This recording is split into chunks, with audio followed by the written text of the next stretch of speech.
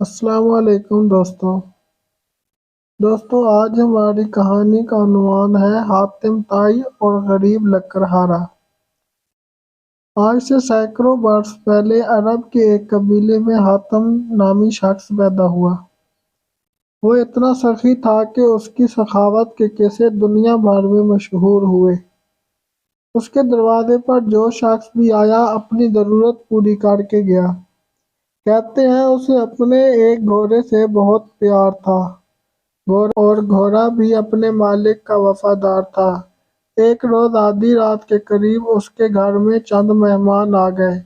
اتفاق کی بات کہ اس وقت حاتم کے پاس اپنے مہمانوں کی دعوت کے لیے کچھ نہیں تھا اور رات کے وقت اس کا انتظام بھی بہت مشکل تھا۔ پھر حاتم طائی نے اپنا پسندیدہ گھوڑا ذبح کر کے مہمانوں کی دعوت کر ڈالی اور مہمان نوازی کی لاج رکھ لی۔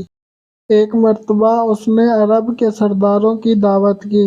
اس روز 40 اونٹ ذبح کیے گئے۔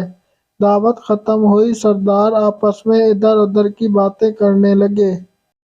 گفتگو حاتم طائی کی سخاوت کے متعلق ہونے لگی۔ ایک سردار نے کہا، حاتم جیسا فراخ دل آج تک پیدا نہیں ہوا اور نہ ہوگا۔ پھر ایک سردار بولا، کیوں نہ یہ سوال حاتم سے کیا جائے۔ چنانچہ حاتم سے پوچھا گیا کہ اس نے اپنے سے زیادہ سخی اور عظیم انسان دیکھا یا سنا ہے۔ حاتم کافی دیر تک سر جھکا کے سوچتا رہا اور پھر مسکرا کر بولا، بہت زیادہ مال و دولت لٹانے کا نام سخاوت نہیں۔ میرے نزدیک سخی اور عظیم انسان وہ ہے جو اپنے بڑے سے بڑے فائدے کے لیے کسی کا چھوٹے سے چھوٹا احسان بھی قبول نہ کرے۔ میں نے اپنی زندگی میں ایسا شخص دیکھا جس کا دل میرے دل سے بہت بڑا تھا۔ وہ ضرور کسی ملک کا بادشاہ ہوگا جس کے پاس بہت بڑا خزانہ ہوگا۔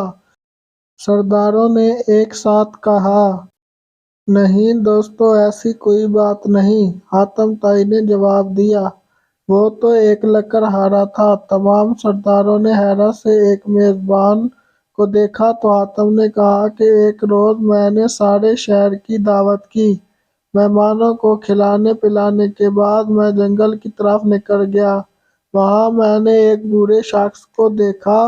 اس نے اپنے سر پر لکڑیوں کا ایک بھاری گٹھر اٹھا رکھا تھا جس کے بوجھ سے اس کی کمر جھکی جا رہی تھی۔ اس کے پھٹے پرانے کپڑے پسینے میں بھیگے ہوئے تھے۔ میں نے ترس کھا کر اس کی مدد کرنے کا فیصلہ کیا اور کہا، بابا جی، میں آپ سے چند باتیں کرنا چاہتا ہوں۔ یہ کہہ کر میں نے اس کے سر سے بوجھ اتارنے کے لیے اپنا ہاتھ بڑھایا تو وہ فوراً پیچھے ہٹ گیا۔ پھر اس نے اپنا بوجھ زمین پر رکھا اور کہنے لگا، انسان کو اپنا بوجھ خود سنبھالنا چاہیے۔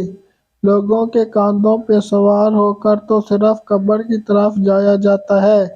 مگر بابا جی، آپ اس عمر میں اتنی محنت کیوں کر رہے ہیں؟ تو پھر مجھے کیا کرنا چاہیے؟ اس غیرت مند لکڑہارے نے مسکراتے ہوئے پوچھا۔ آپ کے شہر میں حاتم طائی رہتا ہے۔ وہ سینکڑوں انسانوں کو ہر روز کھانا کھلاتا ہے۔ آپ اس کے دروازے پر کیوں نہیں جاتے؟ یہ سن کر لکڑہارے نے گھور کر مجھے دیکھا اور بڑی بے نیازی سے کہا، حاتم کے 2 ہاتھ ہیں، خدا نے مجھے بھی 2 ہاتھ عطا فرمائے ہیں۔ کتنے شرم کی بات ہے کہ میں اس کی کمائی ہوئی روٹی کھاؤں۔ کسی کا احسان اٹھانے سے بہتر ہے کہ میں بے جان لکڑیوں کا گٹھا سر پر اٹھا لوں۔